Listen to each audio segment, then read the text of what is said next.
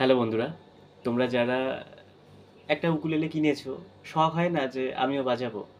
কিন্তু প্রবলেমটা হয়ে যায় যখন বাজাতে পারো না, যখন অন্য কেউ বাজায় তখন নিজেদের খুব আফসোস লাগে। তো আমি চেষ্টা করছি এই ভিডিওতে যাতে তোমরা খুব সহজেই বাজাতে পারো।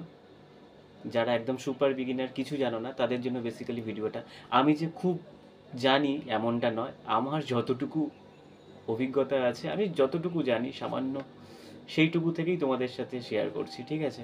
তো এগুলোকে ফ্রেডবোর্ড বলে। তো এই 3 নম্বর ফ্রেডবোর্ডে এই স্ট্রিংটা এরকম ধরবে, 1 নম্বর স্ট্রিংটা, ঠিক আছে? হয়ে গেল সি মেজর।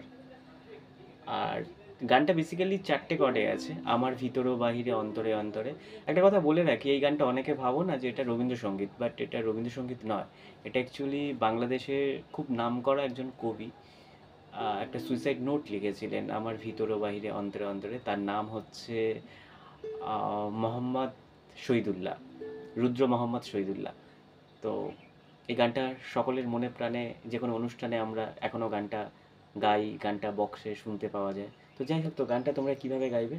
তো সি মেজার এই কর্ডটা, আর যেহেতু তোমরা এখন কর্ড চেঞ্জ করতে পারো না, তো এর যে কর্ড আছে C major, A minor, F major and G, এই 4টে কর্ড আছে। তো তোমরা তো একদম সুপার বিগিনার, নতুন, কিছুই জানো না, কিন্তু তা বলে কি বাজাবে না? সেটা কি হয় কখনো, বলো?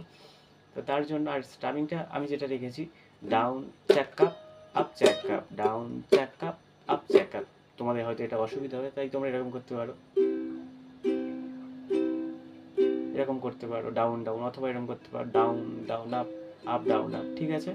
তো প্রথমে সি, আমি গানটা এখান থেকে ধরেছি। ঢেকে রাখে যেমন কুসুম, কুসুমে এ মাইনর। এই যে এ মাইনরটা হচ্ছে 4 নম্বর স্ট্রিংয়ের 2 নম্বর ফ্রেডবোর্ড, ঠিক আছে? যাই হোক, আমি একটা কর্ডেই তোমাদেরকে দেখাচ্ছি, অত তোমাদের মাথা ঘামাতে হবে না। ঢেকে রাখে যেমন কুসুম পাবরিরা ডালে ফসলের ঘুম, তেমনি তোমার নিবিড় চলা, তেমনি তোমার নিবিড় চলা, মরমের মন পথ ধরে আমার ভেতর বাইরে, অন্তরে অন্তরে আছো তুমি, হৃদয়ে জুড়ে